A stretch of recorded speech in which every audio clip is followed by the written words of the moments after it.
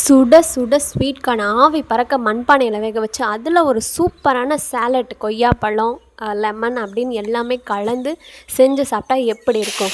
ஆமாங்க, நம்ம இன்றைக்கி அதை தான் பண்ண போகிறோம். அதுவும் பார்த்திங்கன்னா நம்ம தோட்டத்திலே ஃப்ரெஷ்ஷாக பறித்து நம்ம தோட்டத்திலேயே செஞ்சு சாப்பிட போகிறோங்க. இது பார்த்திங்கன்னா நம்ம பாப்பாக்காக வந்த ஐடியா தாங்க. பார்க்கலாம் இது எவ்வளோ தூரம் நல்லா இருக்க போகுது அப்படின்ட்டு. உங்களுக்கும் நம்ம வீடியோ பிடிச்சிருந்தா நம்ம சேனலுக்கு சப்ஸ்கிரைப் பண்ணி நம்ம வீடியோக்கு லைக் பண்ணி நம்ம ஃபேமிலியோட ஜாயின் பண்ணிக்கோங்க. நம்ம தோட்டத்துலேருந்து ஃப்ரெஷ்ஷாக பறிச்சிட்டு வந்த இந்த ஸ்வீட் கார்னை தாங்க இன்றைக்கி ஒரு டிஃப்ரெண்ட்டான ஸ்டைலில் செஞ்சு சாப்பிட போகிறோம். எப்பயும் போல் இல்லாமல் எப்பயும் போல் வேக வச்சு அதை வெறுமனே எடுத்து சாப்பிடலாம். ஒரு ஸ்வீட் கார்ன் சாலடாக செஞ்சு சாப்பிட்லாம். அதுவும் பார்த்திங்கன்னா இந்த மாதிரி ஒரு லொக்கேஷனில் நம்மளோட தோட்டத்திலே வந்து செஞ்சு சாப்பிட்லாம் அப்படிங்கிற ஒரு பிளானோட தாங்க வந்திருக்கோம். இந்த சூப்பரான ஸ்வீட் கார்ன் சாலட் பண்ணதுக்கு from the start to end என்னென்னலாம் பண்ண போகிறோம் அப்படிங்கிறத ஒன்றா பார்க்கலாங்க. அந்த கார்ன் மேலே இருக்கக்கூடிய அந்த தோல் எல்லாத்தையும் உரித்து எடுத்தாச்சுங்க. அதுக்கப்புறம் பார்த்திங்கன்னா அது மேலே இருக்கக்கூடிய அந்த ஃபஸ்ட்டு லேயரை மட்டும் அப்படியே வச்சுட்டோங்க. ஏன்னா அதோட வேக வைக்கும் போது அதோட டேஸ்ட்டு பார்த்திங்கன்னா இன்னும் சூப்பராக இருக்கும். இப்போ எந்த இடத்துல வைக்க போகிறோம் அப்படின்ட்டு ஒரு சூப்பரான லொக்கேஷனையும் வந்து சூஸ் பண்ணி வச்சாச்சுங்க. அடுத்ததாக பார்த்திங்கன்னா அடுப்பு எரிக்கிறதுக்காக விறகு வந்து கொஞ்சம் வந்து கலெக்ட் பண்ணி எடுத்துகிட்டு போயிடலாங்க. அதுக்கு பார்த்திங்கன்னா நம்ம தோட்டத்திலே நம்ம தென்னந்தோப்புலேயே பார்த்திங்கன்னா இந்த பாளையெல்லாம் இருக்குங்க. அந்த காஞ்ச பாளையெல்லாம் இருக்கும். அதுவே நம்மளுக்கு வந்து போதுமானது. அதை வச்சு எரிச்சாவே சூப்பராக வந்து அடுப்பு எரியுங்க. அதனால் அது எல்லாத்தையும் கொஞ்சம் வந்து எடுத்துகிட்டு போயிட்டேங்க. அப்புறம் பார்த்திங்கன்னா எல்லாமே செட் பண்ணி வச்சாச்சுங்க.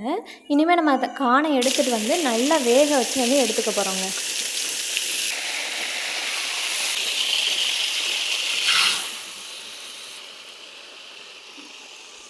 நல்லா வேக வைக்கிறதுக்கு முன்னாடி அதை எடுத்துகிட்டு போய் நல்லா வாஷ் பண்ணி எடுத்துடலாங்க. அதுக்கு பார்த்திங்கன்னா நம்ம தோட்டத்துலேயே வந்து கேணி மோட்டார் வந்து இருக்குங்க. அது வந்து இப்போ தண்ணி பாஞ்சிட்டு தான் இருக்குது. அதனால் அதை திருவி வந்து அதிலேருந்து கழுவி எடுத்துகிட்டு போயிடலாம்.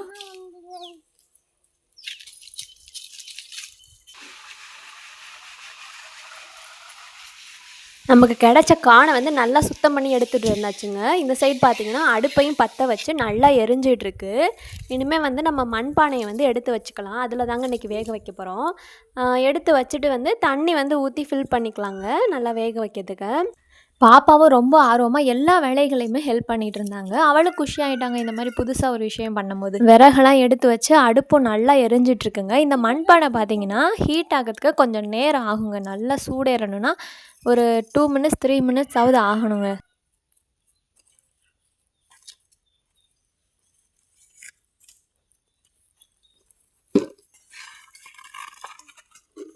நல்லா சூடு ஏறினதுக்கப்புறமா தண்ணியை வந்து ஊற்றி ஃபில் பண்ணிக்கலாங்க. முக்கால்வாசிக்கு வந்து ஊற்றி ஃபில் பண்ணிவிட்டு அதுக்கப்புறமா அந்த காணை வந்து 2 உடச்சி உள்ளே வந்து போட்டு வேக வைக்க ஆரம்பிச்சிடலாங்க.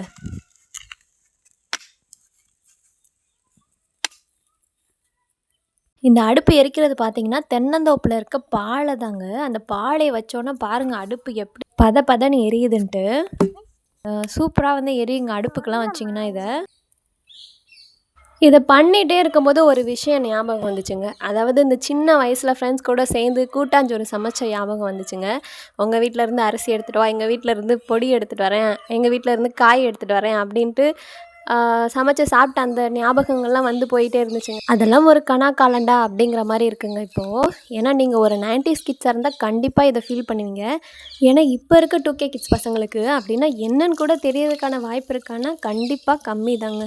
காணை 2 உடச்சி உள்ளே போட்டுட்டு அது ஃபுல்லாகவே தண்ணியை ஊற்றி ஃபில் பண்ணிட்டோங்க. அப்போ தான் நல்லா எல்லா இடத்துலையும் வந்து சேர்ந்து வேகும். அதனால் ஃபுல்லாக வந்து தண்ணியை ஊற்றி வச்சுட்டு அப்புறம் கொஞ்சமாக வந்து உப்பு போடணுங்க. உப்பு லைட்டாக இருந்தால் தான் நல்லாயிருக்கும் அதோடய டேஸ்ட்டு. அதனால் லைட்டாக வந்து உப்பு சேர்த்துக்கிறோம். இப்போ இதை மூடி வச்சிடலாங்க. அது ஒரு பக்கம் நல்லா வேகட்டும். அடுத்ததாக நம்ம சாலட் செய்கிறதுக்காக தேவைப்படக்கூடிய வெங்காயம், தக்காளி இதெல்லாம் வந்து சின்னதாக கட் பண்ணி எடுத்து வச்சுக்கலாங்க.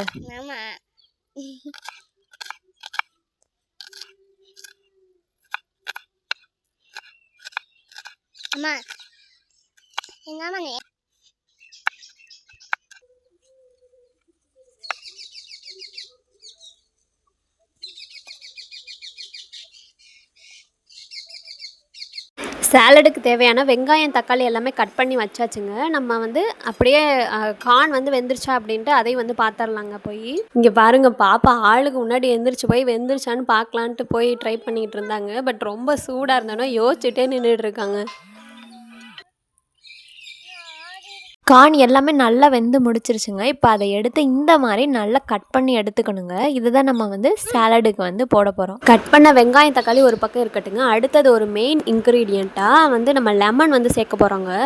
அதாவது லெமன் இல்லாமல் எந்த ஒரு சாலடுமே இருக்காதுங்க. எல்லா சாலட்லையுமே லெமனோட டேஸ்ட்டு கண்டிப்பாக இருக்குங்க. அடுத்தது ஸ்பெஷல் இன்க்ரீடியண்ட்டாக கொய்யாப்பழம் வந்து எடுத்திருக்கேங்க. அதை வந்து குட்டி குட்டியாக கட் பண்ணி எடுத்திருக்கேன். அதே இதோட சேர்த்து எல்லாமே ஒன்றா மிக்ஸ் பண்ணி சாப்பிடும்போது டேஸ்ட்டு சூப்பராக நான் சொன்ன எல்லா இன்க்ரீடியண்ட்டுமே கரெக்டான அளவில் சேர்த்து சாப்பிடும்போது ஒரு சூப்பரான ஸ்வீட் கார்ன் சாலட் சாப்பிட்ட திருப்தி கிடைக்குங்க. கண்டிப்பாக மிஸ் பண்ணாமல் ட்ரை பண்ணி பாருங்கள் எல்லார் வீட்லேயுமே. அவ்வளோதாங்க முடிஞ்சது. ஃபைனலாக கொஞ்சமாக பெப்பர் பவுடர் ஆட் பண்ணி லெமனையும் அதோட சேர்த்து நல்லா மிக்ஸ் பண்ணி எடுத்துக்க போகிறோங்க. எல்லாமே நல்லா ஒன்றோட ஒன்று நல்லா மிக்ஸ் ஆகணுங்க. அப்போ தான் அதோட டேஸ்ட் வந்து ஒன்றோட ஒன்று சேர்ந்து டேஸ்ட் வந்து சூப்பராக இருக்கும். இந்த மாதிரி சோளம் மக்காச்சோளம் வெரைட்டிஸ் பிடிக்காதவங்க யாருமே இருக்க முடியாதுங்க. மேக்ஸிமம் எல்லாத்துக்குமே ரொம்ப பிடிக்கும், சின்னவங்கலேருந்து பெரியவங்க வரைக்கும். அதை வச்சு நிறைய ரெசிபீஸாக பண்ணி சாப்பிட்லாங்க. ஒவ்வொருத்தவங்களுக்கு ஒவ்வொரு டேஸ்ட் வந்து பிடிக்கும். அப்படி பண்ணும்போது ஒரு நாள் இந்த மாதிரி சாலடையும் செய்யுங்க. இந்த மாதிரி செஞ்சு சாப்பிடும்போது இன்னும் ஹெல்த்தி கூட. இது கூட நம்ம வந்து நிறைய சேர்க்குறனால இதை வந்து சாப்பிடும்போது இன்னமும் ஹெல்த்தியாகவே இருக்குங்க. இங்கே பாருங்கள், மிக்ஸ் பண்ணும்போதே பார்க்கவே அவ்வளோ கலர்ஃபுல்லாக இருந்துச்சுங்க.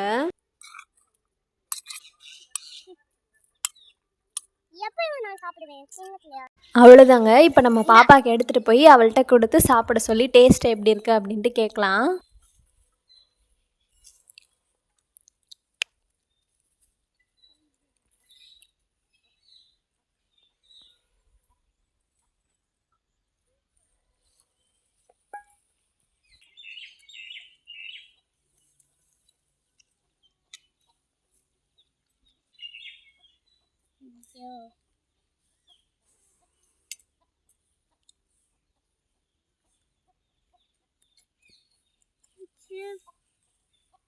நல்லா இருக்குது.